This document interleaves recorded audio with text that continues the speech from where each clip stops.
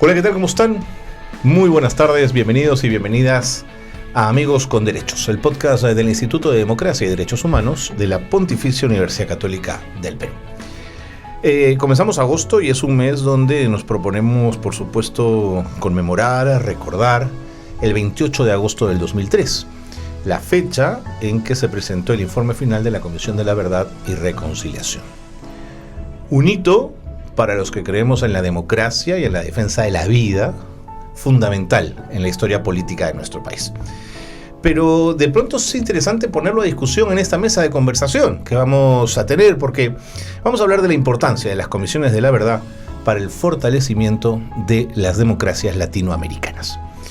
Quiero presentarles de inmediato a nuestras invitadas. Son dos mujeres a las que admiro, sigo, leo, veo lo que hacen y estoy muy contento de poder entrevistarlas. En primer lugar, a Claudia Paz y Paz, cuyo apellido ya me convoca la idea de la paz y no de la guerra. ¿No es cierto, Claudia? Bienvenida, ¿cómo está? Qué gusto tenerla aquí. Muy buen día, gracias por la invitación. Claudia fue la primera mujer en ocupar el cargo de fiscal general de Guatemala, lo cual ya no es poca cosa, ¿no es cierto? Pero además logró la condena de miembros de alto rango del ejército guatemalteco y del expresidente Efraín Ríos Montt por crímenes de lesa humanidad. Imagínense el tamaño de la gesta. En el 2012 la revista Forbes la incluyó en la lista de las 5 mujeres más poderosas del mundo. Eso se dice fácil, pero hay que estar allí. Y en el 2013 fue nominada al Premio Nobel de la Paz. Claudia Paz justamente nos va a acompañar en el programa de hoy. Y también está con nosotros Sofía Maher, mi comisionada de la verdad preferida, y eso yo siempre lo he dicho y lo declaro. Sofía, ¿cómo estás? Bienvenida, gracias por acompañarnos.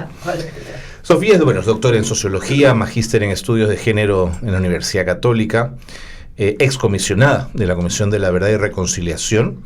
Ella dentro de la comisión además trabajó activamente en el tema de las audiencias públicas y en el equipo de protección de víctimas y testigos. Bueno, Sofía Maher tiene un compromiso con los derechos humanos ineludible y algún día se va a hablar más de Sofía Maher y de los derechos humanos en el Perú. Es un gusto nuevamente estar con ambas. A ver, comencemos. Claudia, si tuviésemos que situar la importancia de una comisión de la verdad en los procesos post-conflicto de América Latina, ¿le darías una importancia intermedia, una importancia alta o una importancia fundamental? Adelante. Creo que para responder tu pregunta nos tenemos que situar en un contexto donde o ha existido una guerra civil o una guerra internacional o han habido gravísimas violaciones de derechos humanos. Y frente a eso, frente a ese poder expresado por los perpetradores, lo que viene es el silencio y una narrativa que intenta legitimar sus actos y descalificar a las víctimas. Y en estos contextos la existencia de las comisiones de la verdad es, yo diría, fundamental para escuchar el dolor, el sufrimiento de las víctimas, reconstruir lo acontecido, nombrarlo y que la sociedad lo sepa, y también nombrar a los perpetradores. Es el primer paso. Para mí, los procesos de justicia transicional son integrales, no los podemos ver la verdad por acá, la justicia por allá, la reparación más allá, o que son independientes de las garantías de no repetición, pero la verdad creo que sientan los cimientos para que los otros procesos puedan florecer. De acuerdo. Sofía, en el caso de la Comisión de la Verdad del Perú, ¿se miró a Guatemala como una posibilidad de replicar lo que habían hecho ellos, o el proceso peruano tuvo sus propios caminos y sus complejidades?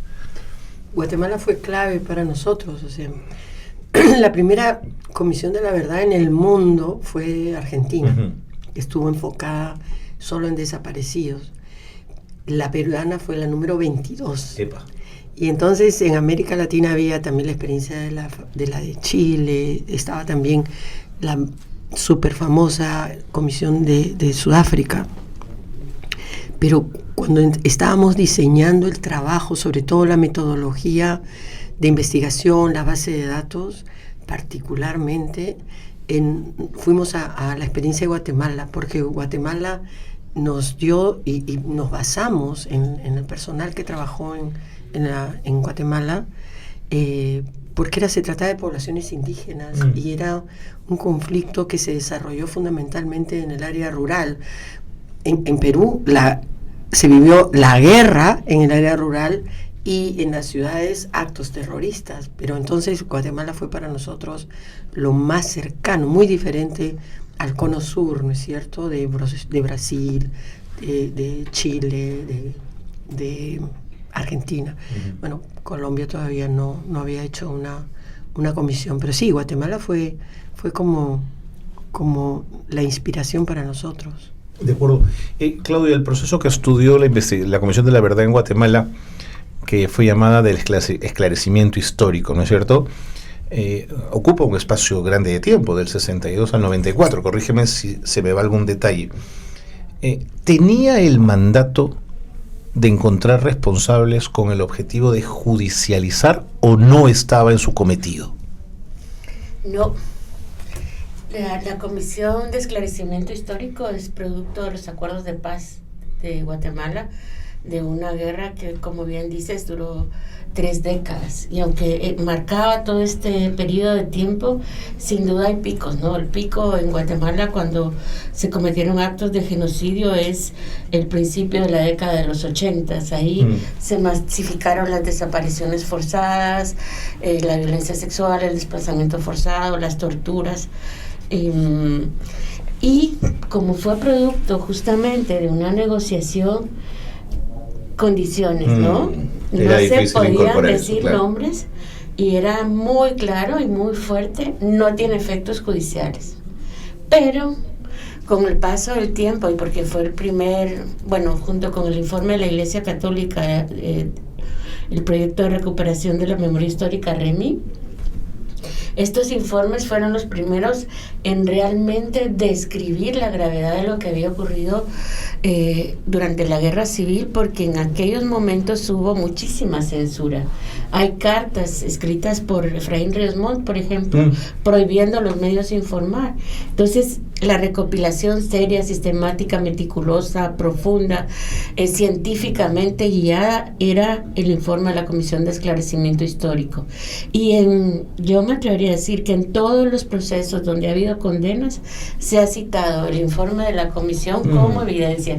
O sea, terminó siendo un insumo al final. Le sirvió pactar. Y sí fue muy, muy importante porque tienes que probar esta ejecución extrajudicial, este caso de esclavitud sexual, o el mismo el caso por genocidio en un contexto. Y el informe de la comisión te daba ese contexto. Entiendo. Y en el caso peruano, el tema de lo judicial, ¿cómo se arriba a ese...? Claro, es totalmente diferente. Es diferente, ¿no? Claro, el contexto además que no era un acuerdo de paz, el contexto en que se da la comisión es un momento en que Sendero Luminoso y el MRT están derrotados. Eran más de 3.000 presos sentenciados por terrorismo en la cárcel, pero además era el fin de la dictadura. O sea, en Perú se combinan las dos cosas, no solo es el conflicto armado interno, sino además es el fin de una dictadura, y en esos ambos casos es que para los que se usa esta figura de la justicia transicional, que es justamente una lucha contra la impunidad, cuando se trata de violaciones masivas a los derechos humanos que no hacen posible al sistema judicial que ha sido diseñado para caso por caso.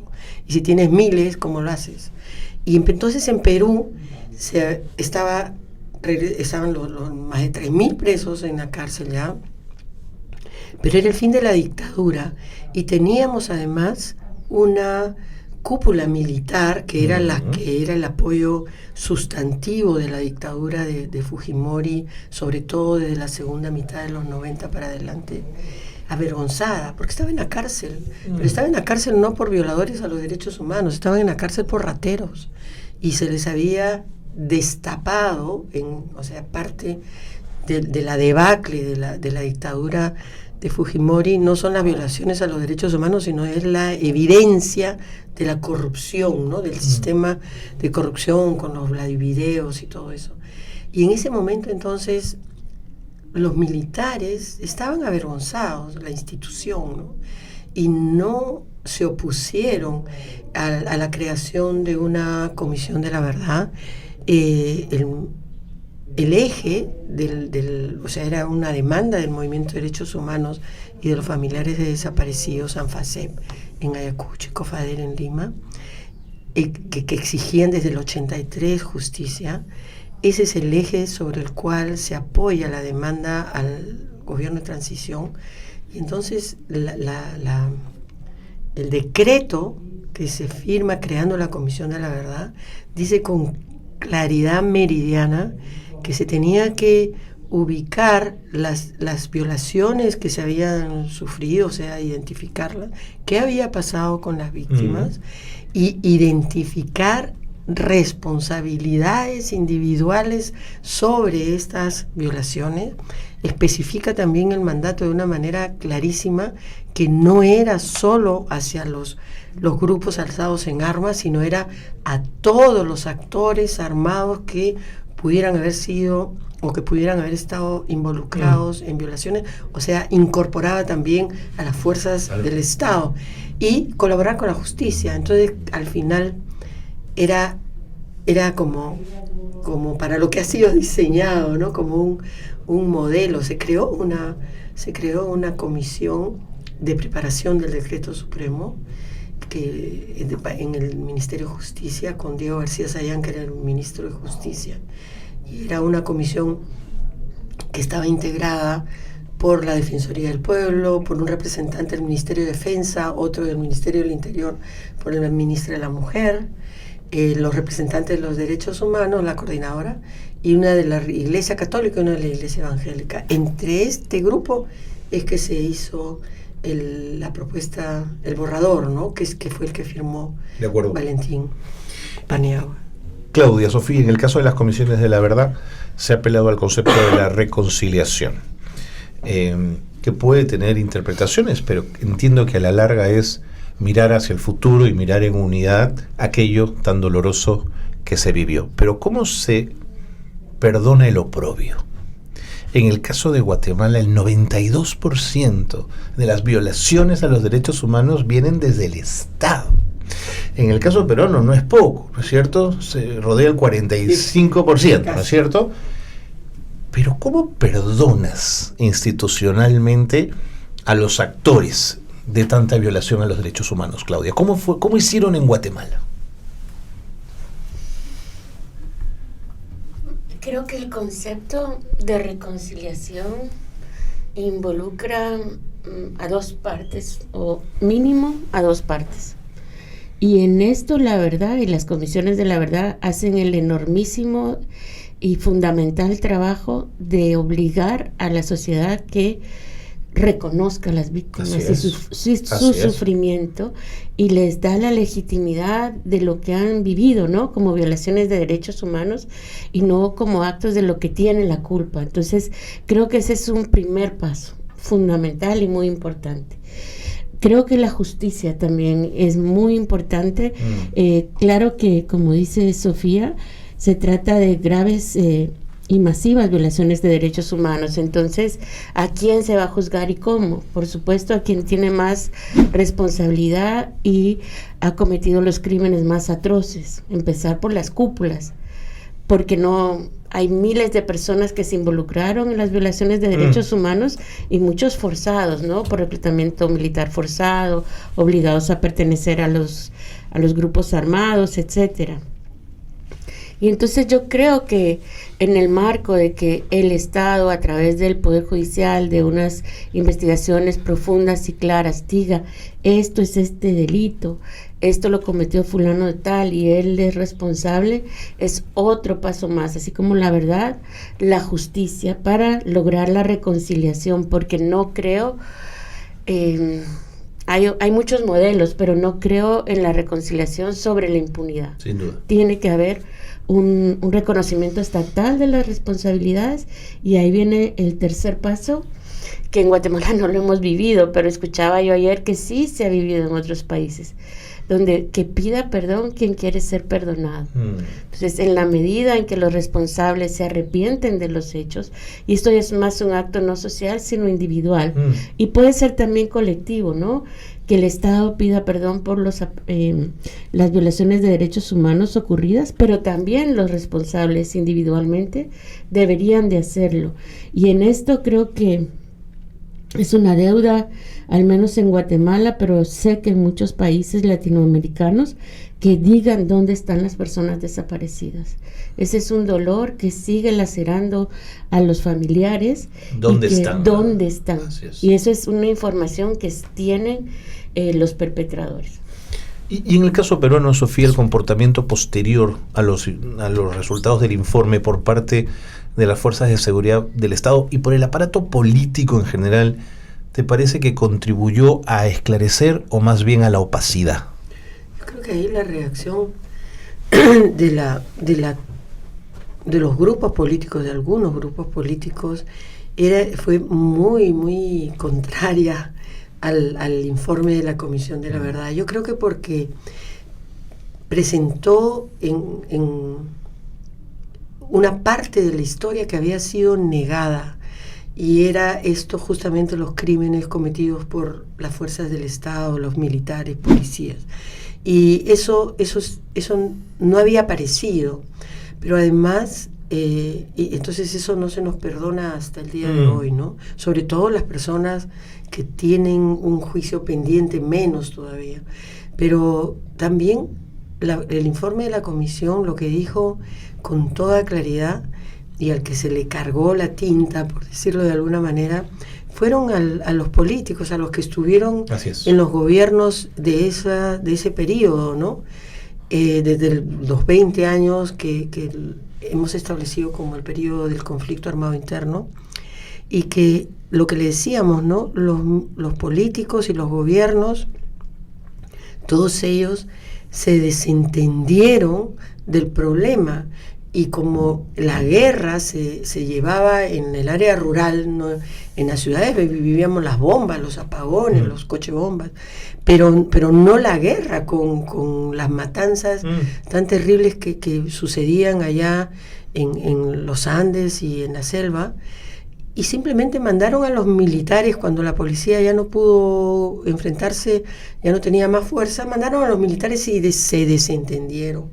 Y las violaciones que se cometían, los excesos que se cometieron, siempre se supieron. Yo te digo, ahí tú puedes ver en Yuyanapac, donde la Comisión de la Verdad pone en fotos lo que es el informe de la Comisión de la Verdad, en la historia recogida en el informe de la Comisión de la Verdad. Tú ves fotos de los periódicos, ves fotos de las revistas de ese entonces.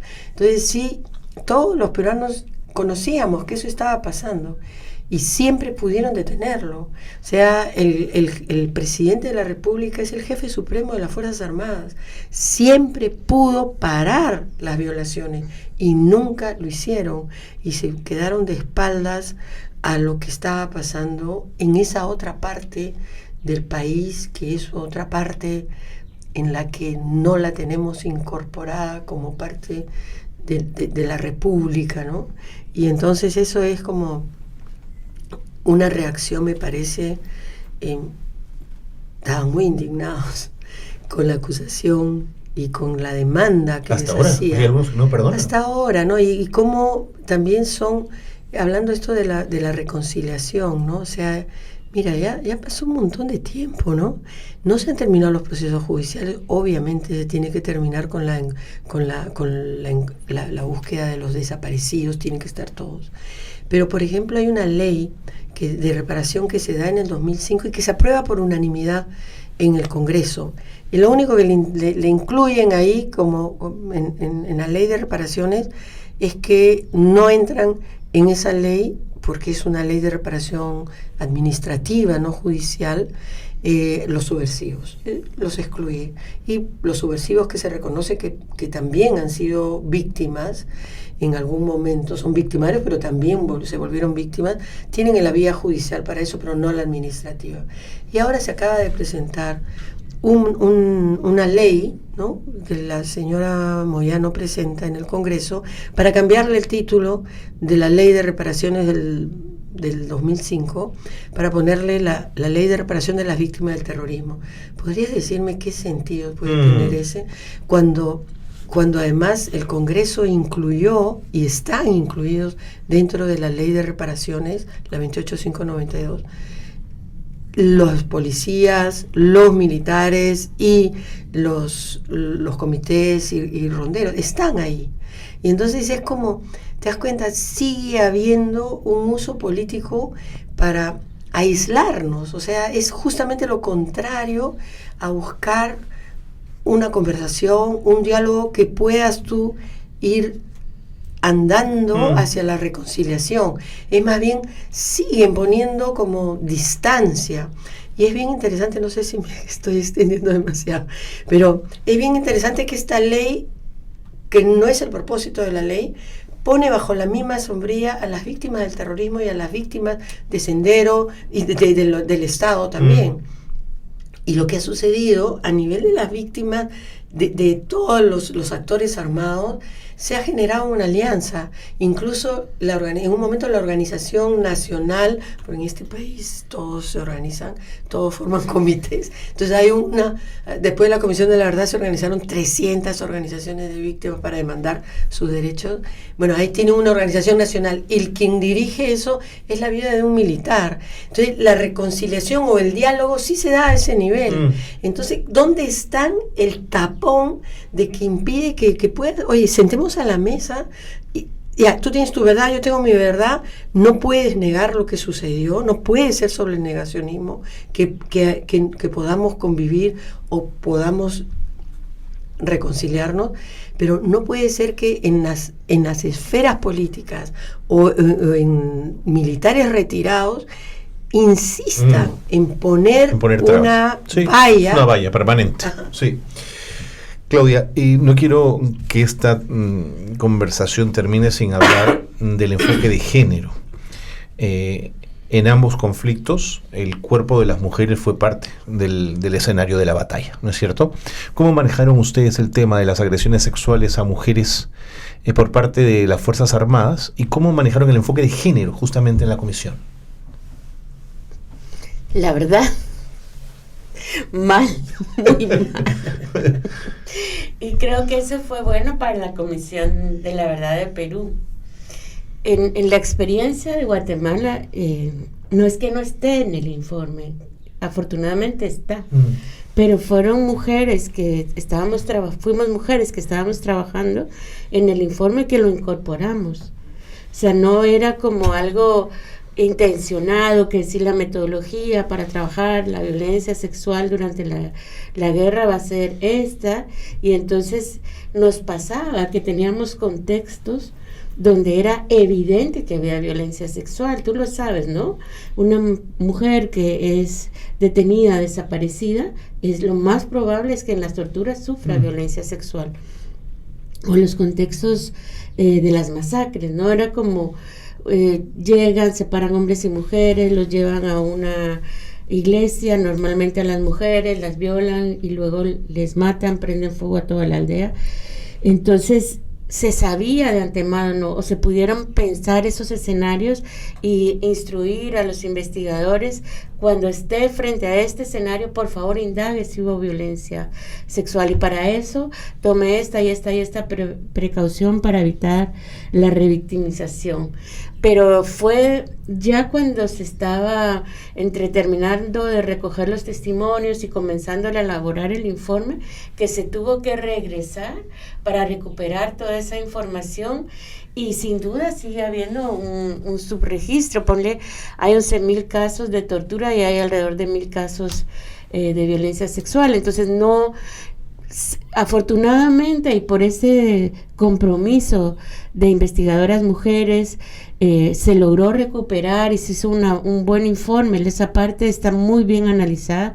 Igual la violencia sexual como parte del genocidio, pero fue en medio, no debió de haber sido intencionado desde el principio, al igual que una omisión.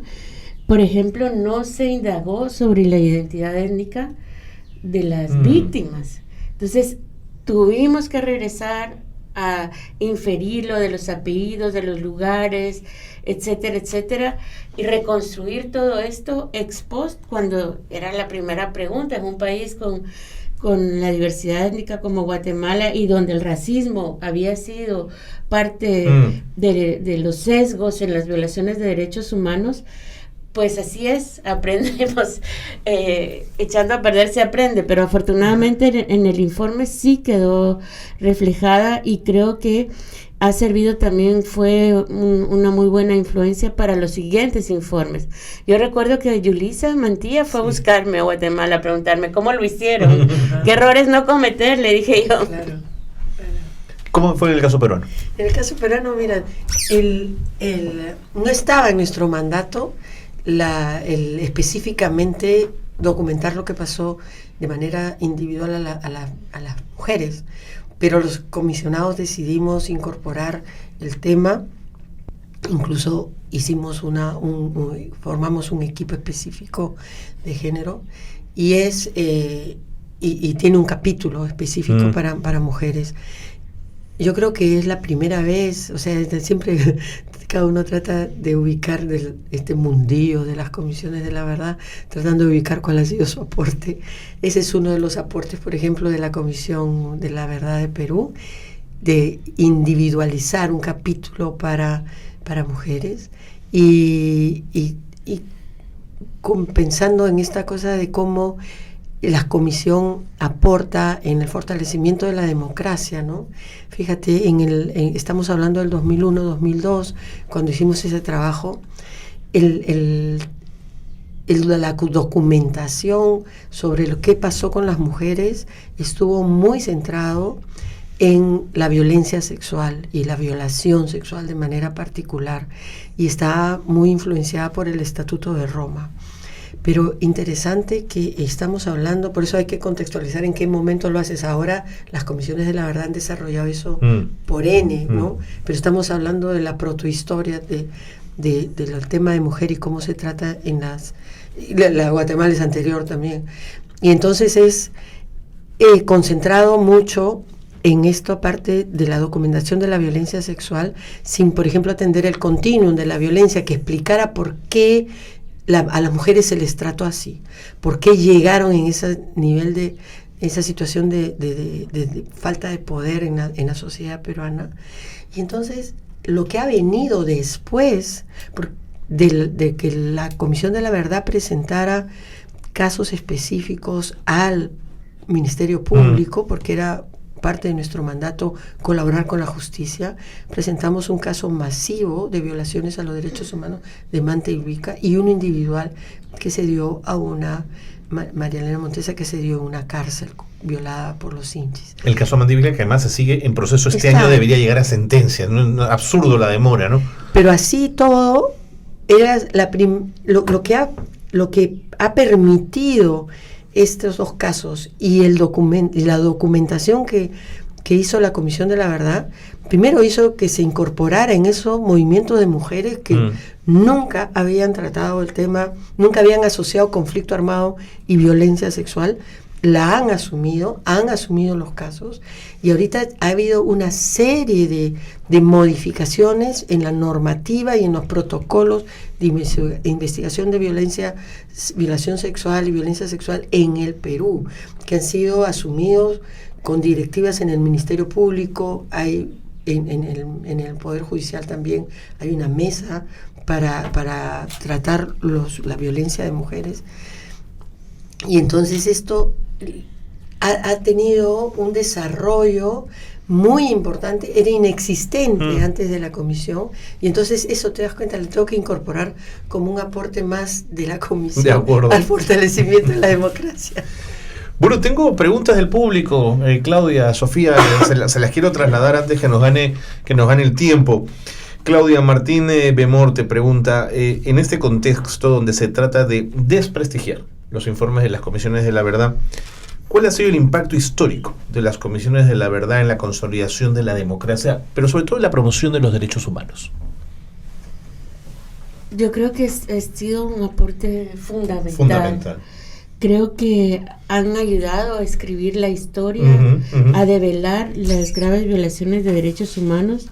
Han sido también un insumo fundamental para los procesos de justicia y los procesos de reparación de las víctimas.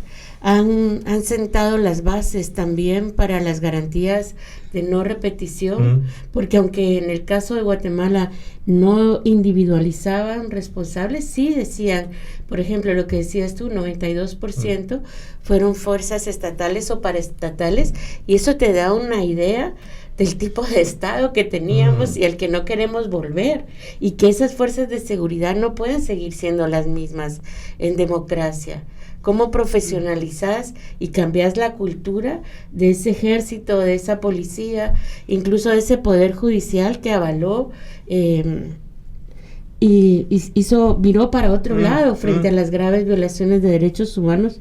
Nosotros tuvimos una experiencia muy ingrata que son los tribunales de fuero especial. ¿Cómo no repetir eso? Entonces yo creo que a pesar de la deslegitimación, los informes de la verdad están en el corazón de las víctimas, en el corazón de la sociedad. Es un esfuerzo desde los perpetradores. Y realmente yo no creo que cale. Yo no creo que cale en la medida en que esos informes se difundan y se apropien, no solo por la difusión, sino también en base a las sentencias y cómo son utilizados por el Ministerio Público, por las fiscalías y los jueces como parte de la evidencia para condenar a los responsables. De acuerdo, totalmente de acuerdo. Sofía, ¿cuál consideras que es el impacto de investigar y hablar sobre ciertos temas en la Comisión de la Verdad y dejar necesariamente de lado otros? Porque claro, el tiempo es acotado y los recursos son escasos, ¿no? Muy complicado, pero además te queda una sensación como triste de no haber tenido el tiempo de seguir cubriendo, por ejemplo, niños, eso había que haber dado mucho más, ¿no? Realmente en la práctica tuviste solo un año de trabajo de campo, porque 6 meses fue para preparar la metodología y otros 6 meses para preparar el informe. Pero niños, por ejemplo, ¿no? O soldados, ¿qué pasó con los soldados? Hay soldados desaparecidos hasta el día de hoy, y cuando en el Consejo de Reparaciones fuimos para hacer el registro único de víctimas al comandante general del ejército, dame tu lista de los caídos, de los muertos durante los que participaron en la subversión. No los tienen, no saben, no, o sea, claro, tienen bajas, pero no están, no tienen la información suficiente para decirte sí, este fue muerto en el contexto de la lucha subversiva, antisubversiva. Entonces es como esos soldados es uno, había como muchos otros temas.